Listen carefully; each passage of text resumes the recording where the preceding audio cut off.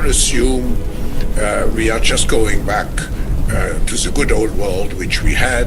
This is, let's say, fiction. It will not happen.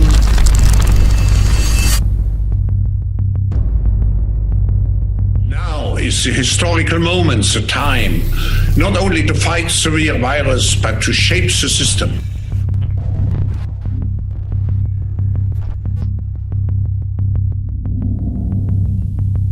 It is our defining moment. Many things will change forever. A new world will emerge, the contours of which are for us to both imagine and to draw. Many of us are pondering when things will return to normal. The short response is never.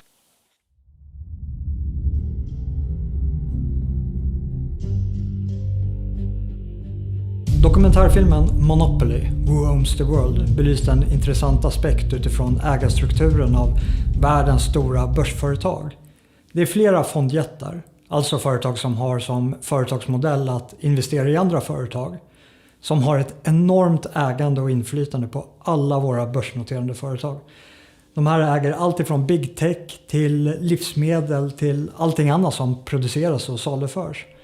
De största av dessa fondjättar är BlackRock och Vanguard. De har ett ägarinflytande inom allt som är värt att äga. Och ni kan se ägandet själva med hjälp av öppna källor såsom Yahoo Finance. De här fondjättarna är alltså inte bara ägare av globala storföretag, utan de är även ägare till hela industrier och till vad som synes är konkurrerande företag. Såsom Coca-Cola på ena sidan och Pepsi CEO på andra sidan. Och vad som kanske är mer aktuellt just nu så är det också ägare av hela läkemedelsindustrin.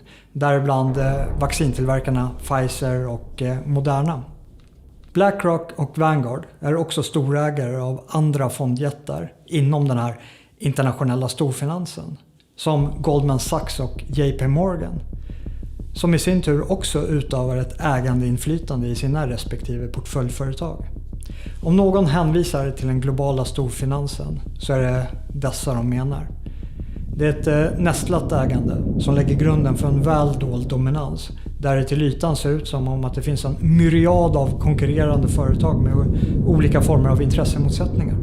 När i själva verket föreligger en monopolliknande ägandestruktur där BlackRock och Vanguard vinner oavsett tjänst som inhandlas eller produkt som konsumeras. De är så stora att varningar har börjat höjas inom delar av det amerikanska näringslivet. Att med nuvarande takt så kommer det inte längre att existera någon som helst meningsfull bolagsstämma till 2040. Då BlackRock och Vanguard fullständigt kommer att dominera alla börsnoterade företag. Som att spela ett partimonopol där en spelare redan äger allt. Hur påverkar egentligen ett sånt här maktkoncentrat vårt samhälle? Föreställ er själva om någon har obegränsat med pengar och som kontrollerar världens rikaste företag. Finns det något eller några som de inte skulle kunna påverka? BlackRock och Vanguard arbetar aktivt med ägarstyrning för att påverka företagen i en mer politiserad riktning med bland annat mångfaldsmål baserat på kön och etnicitet. I Sverige har svenska näringslivstoppar problematiserat hur de lägger sig i styrningen av de svenska börsföretagen, där fondjättarna kräver en större implementering av mångfald i såväl företagsstyrelser som företagen i sin helhet. BlackRock är en av Stockholmsbörsens största ägare och har varit tydliga med att man vill se mer mångfald i svenska bolagsstyrelser, bland annat vad gäller styrelseledamöters etniska bakgrund. Men nu får det jättelika amerikanska fondbolaget svidande kritik från AMF och Lannebo som menar att BlackRock inte förstår hur svensk bolagsstyrning fungerar och att det kan få förödande konsekvenser. Den här utvecklingen har gått fort och det är väldigt få som är faktiskt medvetna om att idag är BlackRock och deras kollega Vanguard tillsammans är de faktiskt den svenska börsens absolut största ägare. Amra Balik är Europachef för ägarstyrning hos BlackRock. Precis som alla företag som vi har investerat våra kunders kapital i så håller vi svenska företag ansvariga för att göra framsteg inom mångfaldsarbetet. Det sker inom ramen för ägarstyrningen och nyligen publicerade riktlinjer för röstningen. Balik förtydligar. Vårt förstärkta fokus på etnisk och könsmässig mångfald i företagsstyrelser sker i stort mot bakgrund av vår möjlighet att agera genom att rösta mot styrelser som inte uppvisar mångfald 2022. BlackRock är den största ägaren av Stockholmsbörsen. Och ägarstyrningen fungerar. Svenska flaggskeppsföretag som Ericsson listar in som bästa arbetsplatsen för LGBTQ+. Investor med Wallenberg-familjen är den näst största ägaren av Stockholmsbörsen. Men då ska man också vara medveten om att BlackRock och Vanguard är de största ägarna av Investor efter Wallenberg-familjen. Investor, likt alla andra fondbolag som också delägs av BlackRock och Vanguard, arbetar aktivt för att påverka företagen som de äger i samma slags mångfaldsriktning. Investor har som målsättning till 2030 att alla företag som ingår i Investorsfären ska aktivt främja mångfald i alla dimensioner. What is truly Scandinavian? Grattis! Absolutely nothing. Vi har fokuserat på intersektionaliteten och utmanar maktordningen. There is no such thing. We're no better than our Viking ancestors.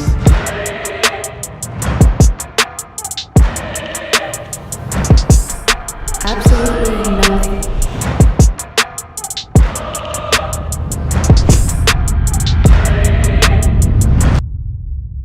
Det här får såklart effekt. Ägarna vill inte bara påverka företagskulturen utan de vill även påverka hela samhället. Migration, mångfald och mångkultur löser helt enkelt upp gränserna. Den nationella identiteten och den egna kulturen. Det finns inte längre ett tydligt oss. Och det underlättar för den globalistiska agendan där självständiga nationer bara är ett hinder. De har helt enkelt söndrat för att kunna härska.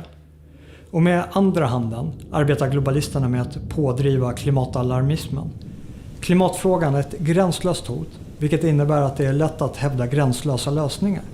Alltså mer av globalism och överstatlighet, där vi på grund av en uppiskad rädsla för klimathotet ger bort mer av vårt självbestämmande. Och de som ifrågasätter och gör motstånd mot den här agendan svartmålas utav medien som klimatförnekare och för att sprida desinformation och fake news av en media som i stor utsträckning ägs av samma stora internationella finansbolag som i grund och botten också är det som kritiseras.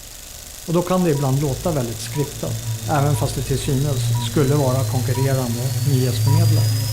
But we are concerned about the trouble and trend of irresponsible, one-sided news stories plaguing our country. The sharing of biased and false news has become all too common on social media. More alarming, some media outlets publish these same fake stories without checking facts first. The sharing of biased and false news has become all too common on social media. More alarming, some media outlets publish these same fake stories without checking facts first. Unfortunately, some members of the media use their platforms to push their own personal bias and agenda to control exactly what people think. And this is extremely dangerous to our democracy. This is extremely dangerous to our democracy. This is extremely dangerous to our democracy. This is extremely dangerous to our democracy. This is extremely dangerous to our democracy. This is extremely dangerous to our democracy. This is extremely dangerous to our democracy.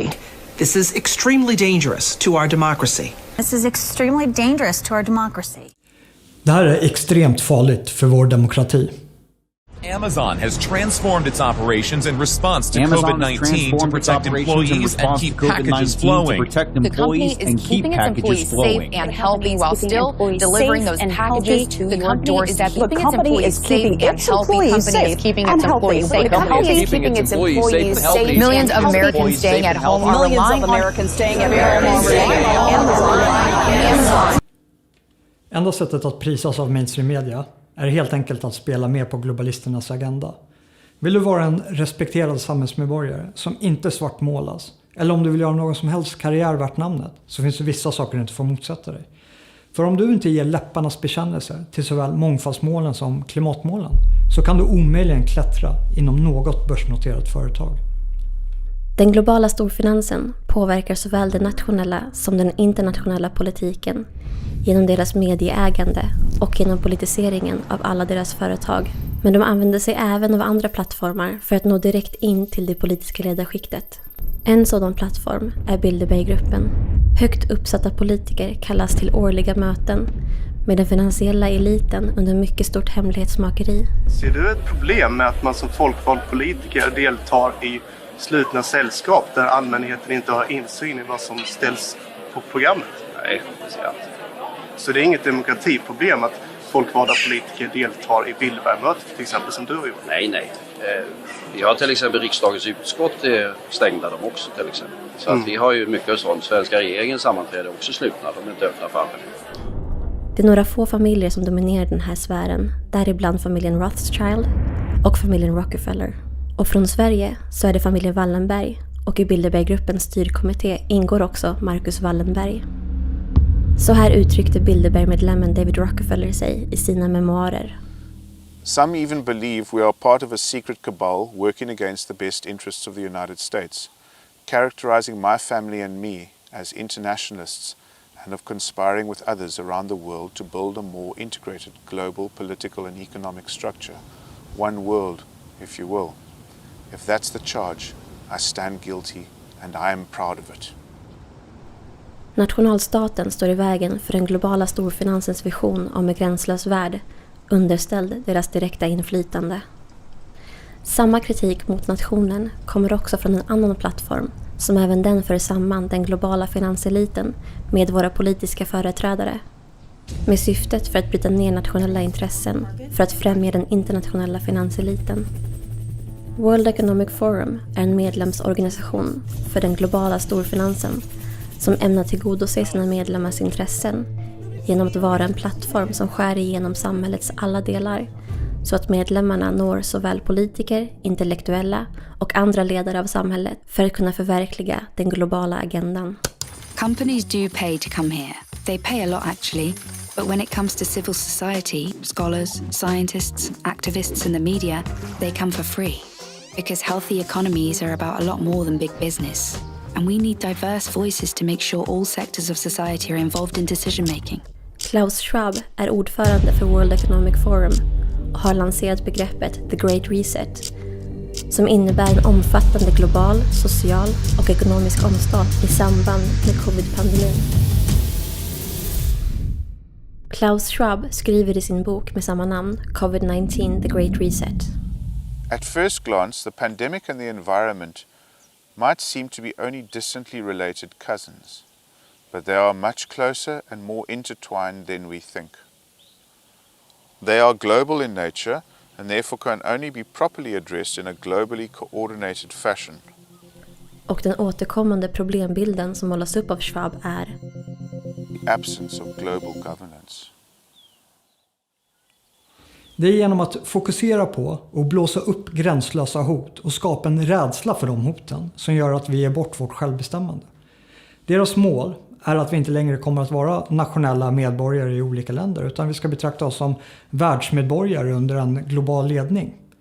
Det är inte helt otänkbart att anledningen till att World Economic Forum inte lanserade The Great Reset i samband med klimathysterin var för att vi aldrig blev tillräckligt rädda för klimathoten. För att gå med på de här tvångsåtgärderna som den här stora omstarten kräver. Däremot så lyckades de att blåsa upp den rädslan som behövdes i samband med covid-19. Varpå covid-19 också kan användas som förevändning till The Great Reset. Some leaders and decision makers who were already at the forefront of the fight against climate change may want to take advantage of the shock inflicted by the pandemic to implement long-lasting and wider environmental changes. They will in effect make good use of the pandemic by not letting the crisis go to waste. Now is the historical moment, the time. This pandemic has provided an opportunity for a reset. It is an opportunity we have never had before and may never have again. We must not miss this unique window of opportunity. Till skillnad från Bilderberggruppen så är World Economic Forum en mer öppen plattform där agendan propageras utåt. Det handlar om att styra narrativet. World Economic Forum ska vara i kontroll över berättelsen som ska förmedlas till världens befolkning. We are here to develop the great narrative a story for the future. We will look how we imagine, how we decide, how we execute the great narratives, how we define the story of our world for the future. Det stora narrativet är att covid-19 är ett gigantiskt öppningsfönster för att genomföra den här stora omstarten. Det handlar inte om att komma ur pandemin tillbaka till vad vi uppfattar som ett normalläge, utan vi ska in i ett nytt normal som tar sin början med en omstart. Och därmed är inte heller alla åtgärder som vi vidtagit med restriktioner, lockdowns och vaccinpass att betrakta som en exit-strategi från pandemin, utan ska snarare ses som en ingångsstrategi till ett helt nytt normaltillstånd, helt väsensskilt från det som var innan. The pandemic gives us this chance. It represents a rare but narrow window of opportunity to reflect, reimagine and reset our world. Really to create a great narrative for humankind. Many of us are pondering when things will return to normal. The short response is never. Att de här åtgärderna som World Economic Forum och deras samarbetspartners har infört inte handlar om vår hälsa blir extra tydligt hur Schwab beskriver covid-19 i sin bok. The corona crisis is one of the least deadly pandemics the world has experienced over the last 2,000 years. The consequences of COVID-19 in terms of health and mortality will be mild compared to previous pandemics. It does not constitute an existential threat or a shock that will leave its imprint on the world's population for decades. Någonting som däremot kommer att lämna ett avtryck hos världens befolkning i en oöverskådlig framtid är de permanenta förändringar som World Economic Forum vill genomföra. The societal upheaval unleashed by COVID-19 will last for years and possibly generations. När Världshälsoorganisationen utlyser en pandemi så får det långtgående konsekvenser. Och anledningen till att en sjukdom som inte är så allvarlig ändå kan klassas som en pandemi beror på att Världshälsoorganisationen 2009 ändrade definitionen för vad en pandemi är. De tog helt enkelt bort kravet på överdödlighet för att kunna klassa svininfluensan som en pandemi. Det gäller det skräcken för den så kallade svininfluensan som nu sprider sig över världen. Frågan är hur befogad den skräcken är och om det verkligen handlar om en pandemi. När WHO kallar en smitta för pandemi så får det långtgående konsekvenser både för samhällsinstitutioner och företag. Men ansedda forskare ifrågasätter nu själva pandemibegreppet och även den planerade massvaccineringen. För en stund sedan pratade jag med en oberoende forskare knuten till det högt ansedda Cochrane-institutet som utvärderar olika behandlingsmetoder. En forskare som är mycket kritisk till larmet som går över världen. This one seems to be a pretty mild form of disease, so I'm not sure that I understand all this worry, but there may be good reasons for it. But now you say it's not serious, but in Sweden, for example, we prepare for mass vaccinations. Isn't that necessary according to you? Vaccination in a pandemic, or so-called pandemic vaccines, well, we never know whether they'll work, because of course there is no target virus to test the vaccine against, usually. Pandemic vaccines and other vaccines are registered before the virus is around. And so it's a gamble whether these vaccines will work. What the evidence shows from the hundreds of studies that we have reviewed is that these vaccines have got a performance which is not very good, and they work best in healthy adults, i.e. those who've got good immune systems in the first place, and for which they usually are not recommended. But you give one picture here of this flu not being so serious, but the WHO gives another picture and they call it a pandemic. What do you say about calling this flu a pandemic? Well, it's a good point. I don't understand what a pandemic is anymore. And the reason for that is as follows. In 2003, WHO described an influenza pandemic as follows. An influenza pandemic occurs when a new influenza virus appears against which the human population has no immunity, resulting in several simultaneous epidemics worldwide with enormous numbers of deaths and illness. Sometime in May 2009, this definition changed as follows. An influenza pandemic may occur when a new influenza virus appears against which the human population has no immunity. In other words, what they've done is they've taken out the part that referred to simultaneous outbreaks, high morbidity, that's a very high number of severe cases, and mortality. So now this definition, this 2009 definition, could very well fit seasonal influenza. So I don't understand what the difference is anymore. But who is gaining this from this altered definition of the pandemic? Oh, the new definition lowers the threshold. It makes a pandemic now and possibly a pandemic going on for some time. And it obviously favors those who have to sell products, including research, of course. Let's not forget. And the media, as well as the pharmaceutical industry. On Friday, I announced that Canada will provide $440 million to the COVID-19 Vaccine Global Access Facility, including $220 million to the Advanced Market Commitment to help low and middle-income countries access vaccines. This is an important initiative, and I encourage other governments to join in as well. We need to work together. What did Pfizer do before COVID, Meg? Add that up, the vaccine and the Paxlovid, what does that add up to? Is that $50 billion? Yeah, 32 plus 22. Are you kidding me? It's a lot of money. And you said 99 total. Yeah, 98 to 102 is their forecast for the year. It's actually really straightforward. If you've got a vaccine pass, you can do everything. Basically, that's it.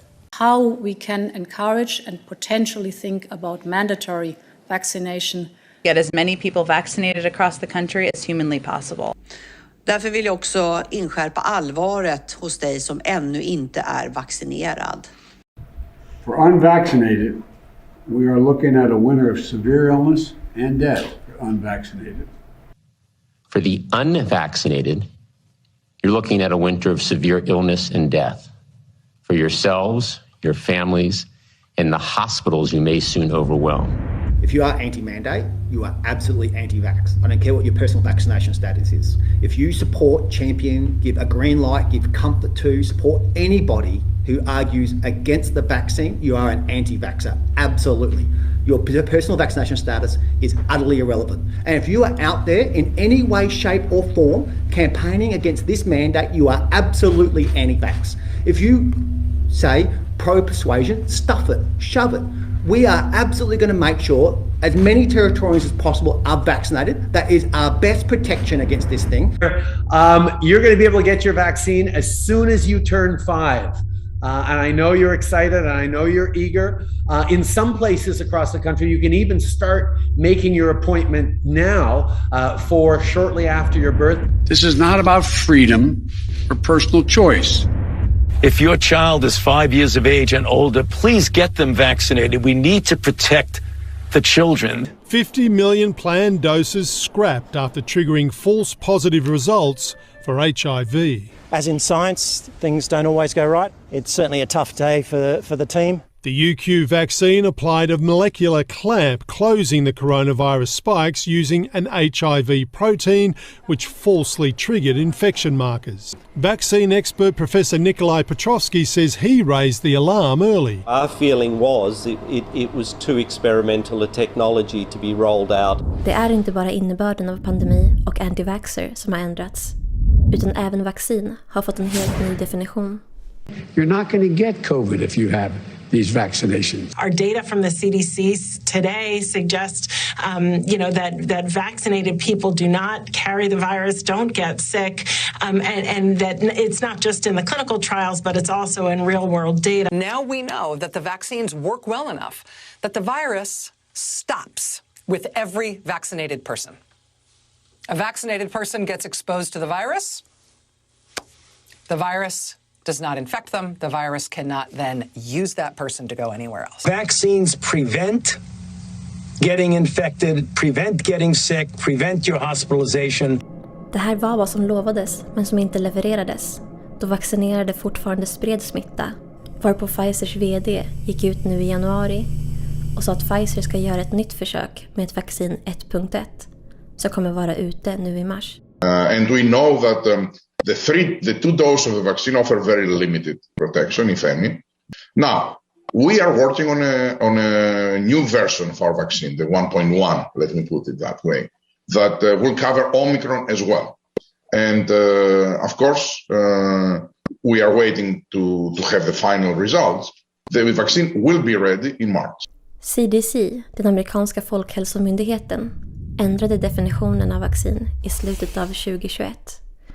Från att ha gett immunitet mot sjukdom till att nu istället vara ett preparat som stimulerar en immunförsvarsrespons mot sjukdom.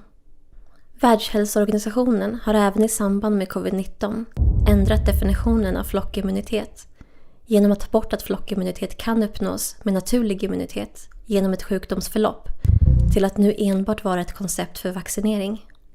Herd immunity is achieved by protecting people from a virus, not by exposing them to it. Begreppen ändras för att kunna manipulera verkligheten. En av de största finansiärerna till Världshälsoorganisationen är Bill Gates. Gates är också tätt sammanknuten med World Economic Forum. Med ena handen får Gates skattelättnader för pengarna han för in i Bill and Melinda Gates Foundation, som sen kan föra vidare de här skattefria pengarna till WHO. Med andra handen investerar Gates i läkemedelsindustrin och vaccin. You've invested $10 billion in vaccinations over the last 2 decades, and you figured out the return on investment for that. And it kind of stunned me. Can you walk us through the math?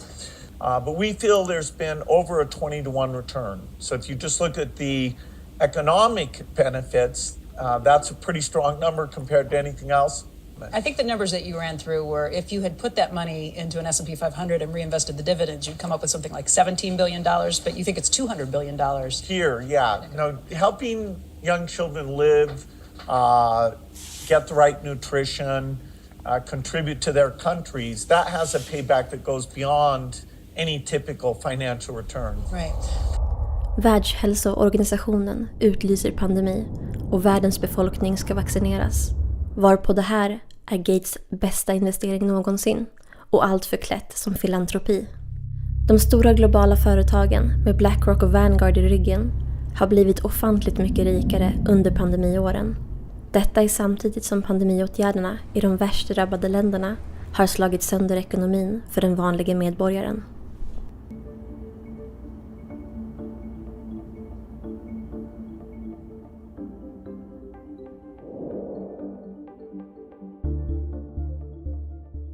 Vid en allvarlig kris skapas ett handlingsfönster för policyförändringar, även om krisen är frammanipulerad, vilket är fallet med covid-19. För hela den här krisen vilar på ett beslut som togs av WHO om att det råder en pandemi. Men det hade inte varit en pandemi om covid-19 hade skett innan 2009. Då hade covid-19 bara räknats som en extra tung säsongsinfluensa och hanterats som en tung influensa. Men idag är det en pandemi och hanteras som om det vore den farligaste pandemin som vi någonsin haft. Vidden på de åtgärder som vidtagits saknar historiskt motstycke. Det här handlingsfönstret för makthavarna gör att de kan genomföra policy som de annars aldrig hade kunnat genomföra. De använder helt enkelt den här krisen som förevändning till att implementera nya regler och förhållningssätt som medför att när vi väl lämnar krisen och söker ett avslut så lämnar vi det gamla normalläget bakom oss och vi träder istället in i ett nytt normalläge där de här förändringarna som har genomförts lever kvar som det nya normala. It is our defining moment.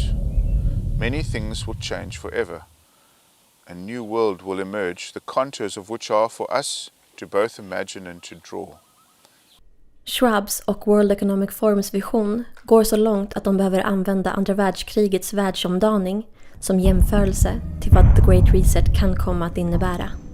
World War II could even so be one of the most relevant mental anchors in the effort to assess what's coming next. World War II was the quintessential transformational war, triggering not only fundamental changes to the global order and the global economy, but also entailing radical shifts in societal attitudes and beliefs that eventually paved the way for radically new policies and social contract provisions. The magnitude of their transformative power is comparable. Both have the potential to be a transformative crisis of previously unimaginable proportions. Covid-19 används som språngbräda för att genomföra den största och mest omfattande förändringen någonsin och saknar helt historiskt motstycke.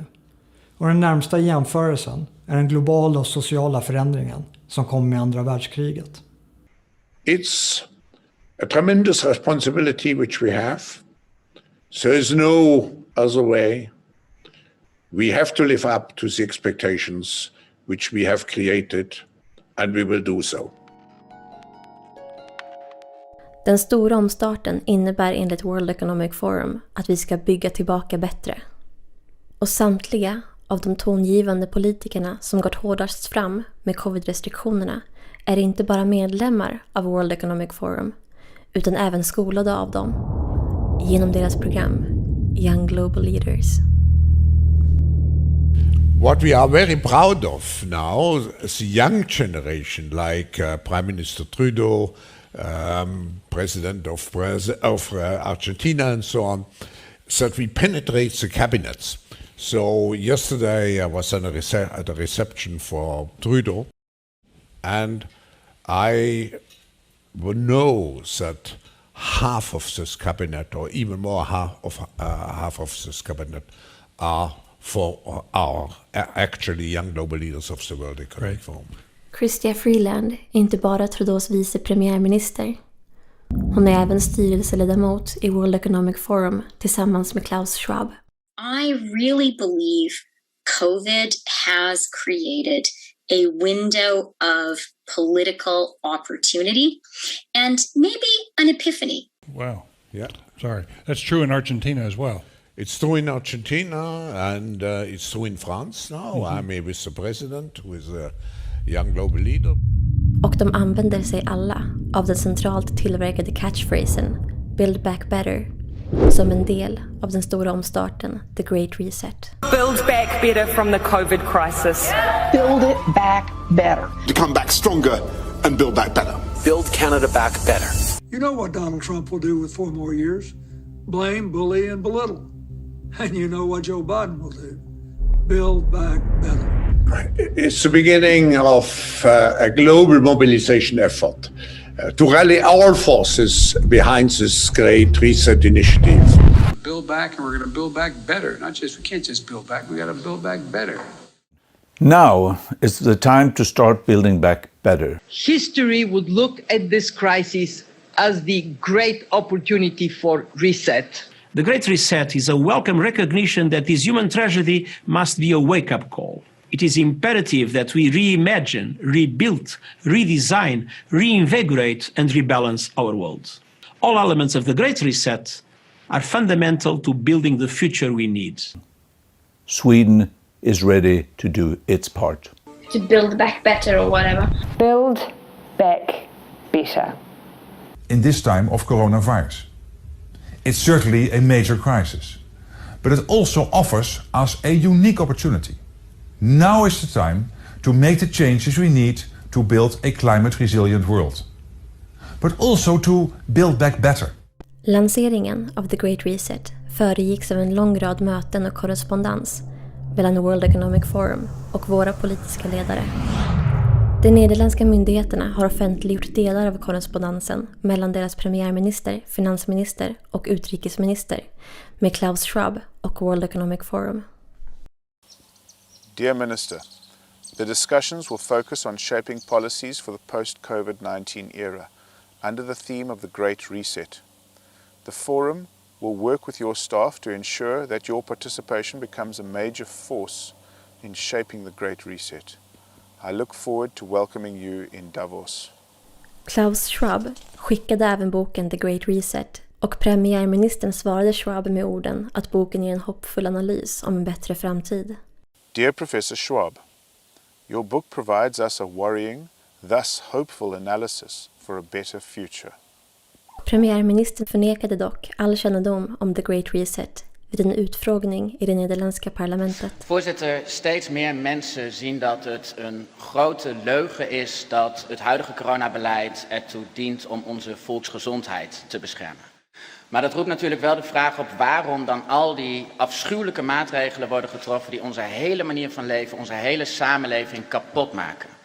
Nu zijn er een aantal invloedrijke globalisten die naar eigen zeggen de coronacrisis zien als een enorme kans om onze wereld te resetten en dus een pervers belang hebben om deze crisis nog even voor te laten duren.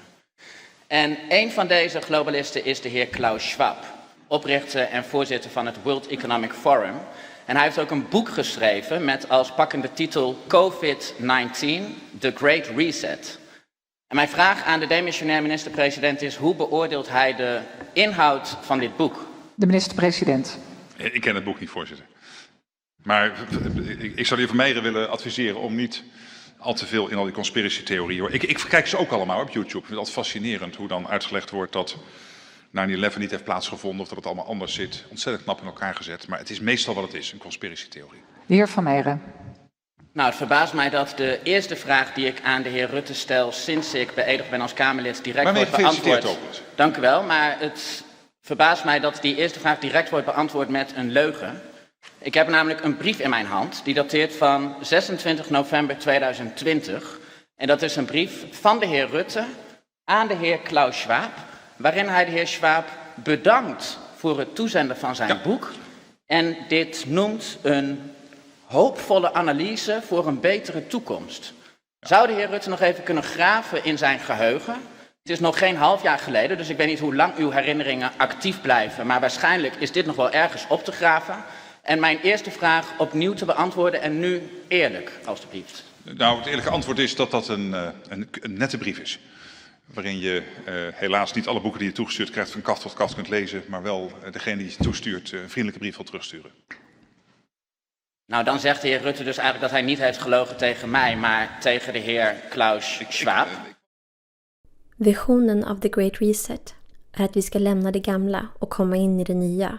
Och det nya innefattar vad Schwab kallar stakeholder capitalism. Stakeholder capitalism innebär att de globala företagen inte bara ska ägna sig åt sin egen verksamhet, utan de måste även ta ett helhetsansvar för samhällets alla delar, med en emfas på social rättvisa, och detta oberoende av nationsgränser. We've reached a human crisis unlike any that we've experienced in the last 75 years. Meaning one side has too much, the other side will oppose it. We've done a lot of things to create the imbalances that we have today.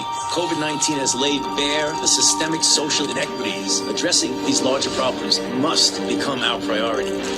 We have to make sure that the economy actually works for the people. It's not just about growth for growth's sake, but how we share that prosperity. The most important tools are the education and technology. We are one community, and we have to remember that.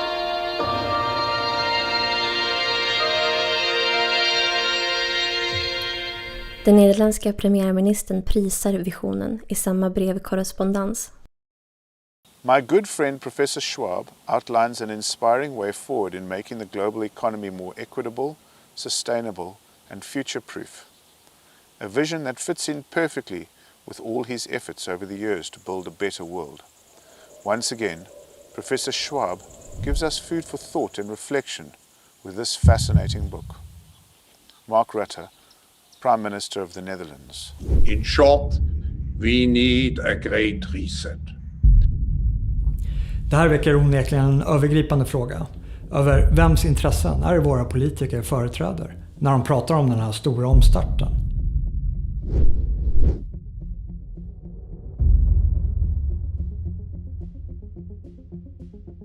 Hundratals miljarder av svenska skattemedel har under hans tid vid makten skänkts bort till internationella organisationer och andra stater. I många fall med oklara syften eller utan mätbar effekt. Nu när han lämnar posten som statsminister har han gjort klart att nästa steg i karriären blir utanför landets gränser. Kanske i någon av de organisationer han gett miljarder av svenska skattemedel. I vilken omfattning tror Stefan Löfven att hans givmildhet med våra skattemedel har krattat manegen för hans framtida karriär? Tack. Tack, statsministern. Tack, herr talman. Alltså den nivån på frågor är ju bara för bedrövlig. Vad vet du överhuvudtaget om detta? Jag kan säga till dig, jag har inga konkreta planer vad jag ska göra. Jag tänker ta mig tid. Och jag betackar mig faktiskt också från sådana spekulationer. Jag tänker faktiskt inte ens besvara det. Det är för låg nivå. Ursäkta mig. All elements of the Great Reset are fundamental to building the future we need. Sweden is ready to do its part. Allt under en global ledning där Schwabs uppdragsgivare inom den internationella storfinansen intar en särställning inom myndighetsutövningen genom deras företag. Något som Schwab kallar för stakeholder capitalism, där fokus flyttas från vinstmaximering hos de här globala storföretagen till ett bredare socialt engagemang med en emfas på hållbarhet, mångfald och social rättvisa. Alltså någonting som är helt i linje med Agenda 2030. Med andra ord så innebär Schwabs koncept av stakeholder capitalism att de här globala storföretagen kommer att ta på sig ett större ansvar över vad vi normalt skulle uppfatta som politiska frågor. Alltså frågor som vi vanligtvis brukar rösta om, men som i det här scenariot kommer att axlas av anonyma fondjättar som vi vare sig har valt eller har insyn till. Jag kommer osökt att tänka på Ronald Reagans klassiska citat angående de mest skrämmande orden i det engelska språket. The 9 most terrifying words in the English language are, I'm from the government and I'm here to help. Building back better means getting support to the most vulnerable while maintaining our momentum on reaching the 2030 Agenda for Sustainable Development and the SDGs. Canada is here to listen and to help. Den uppdaterade versionen av Reagans citat blir däremot att jag är från ett globalt företag med en anonymiserad ledning som är här för att hjälpa. Vaccinet är hjälpen vi får och vaccinet är en viktig komponent för den här globala omstarten.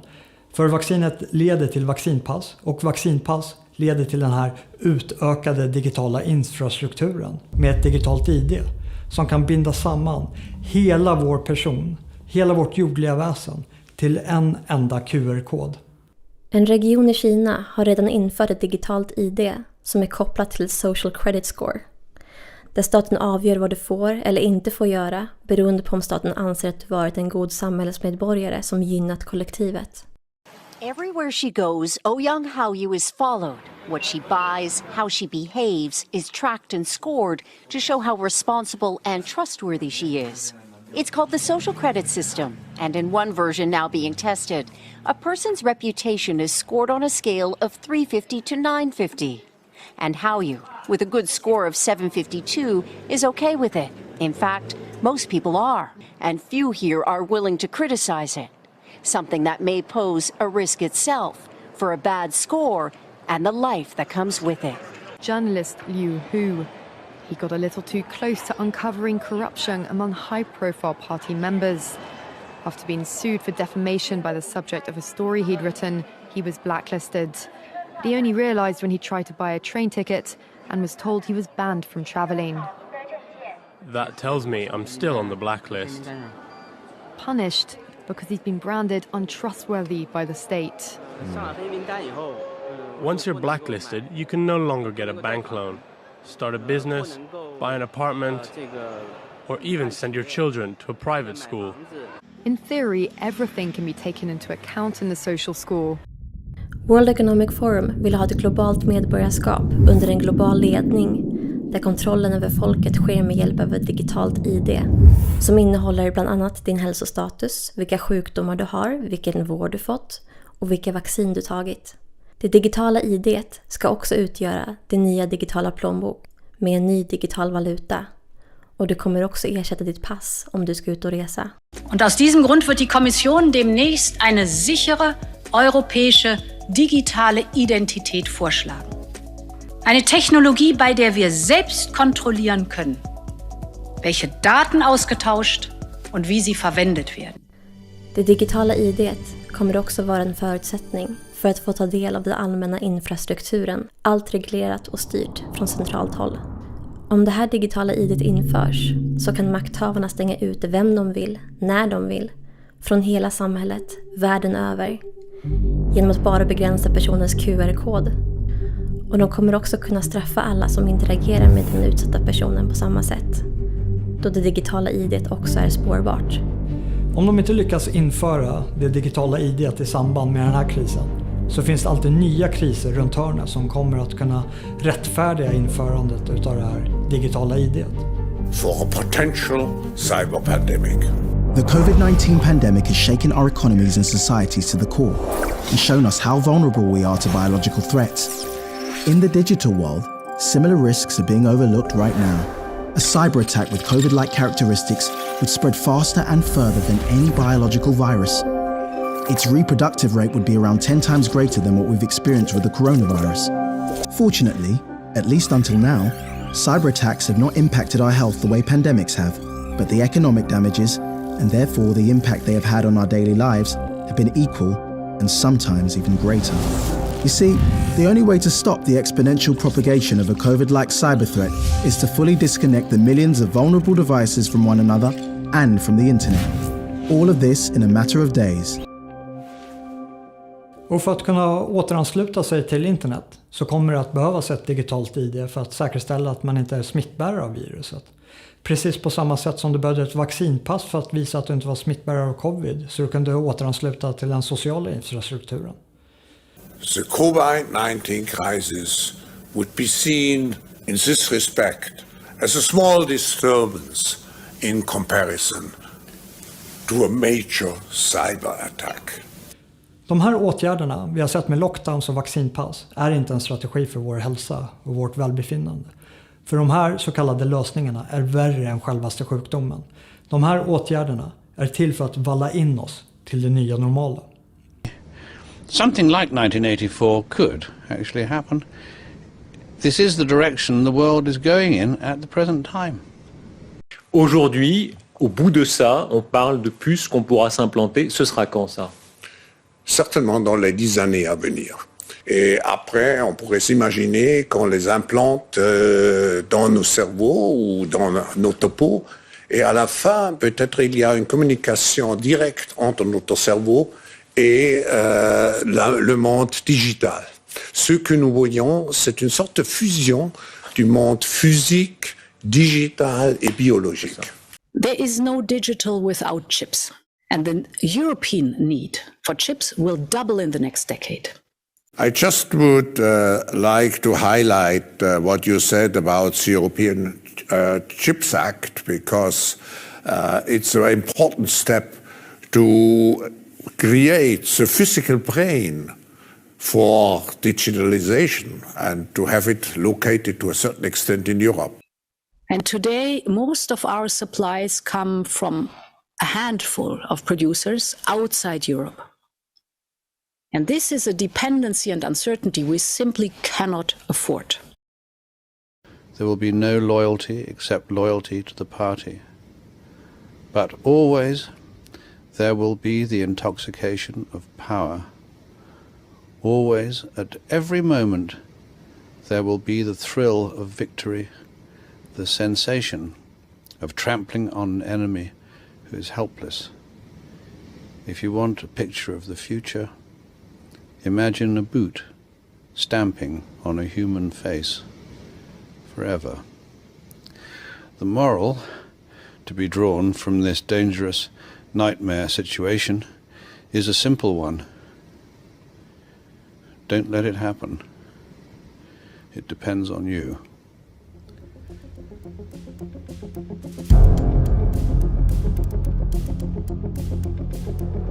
Is it possible to prevent the next pandemic? Yes, if every country does what Australia did, then you wouldn't be calling it a pandemic. That's all. We are grateful for the support of about 20 ADF personnel as well as army trucks to assist with the transfer of positive cases and close contacts. If I cross that yellow line,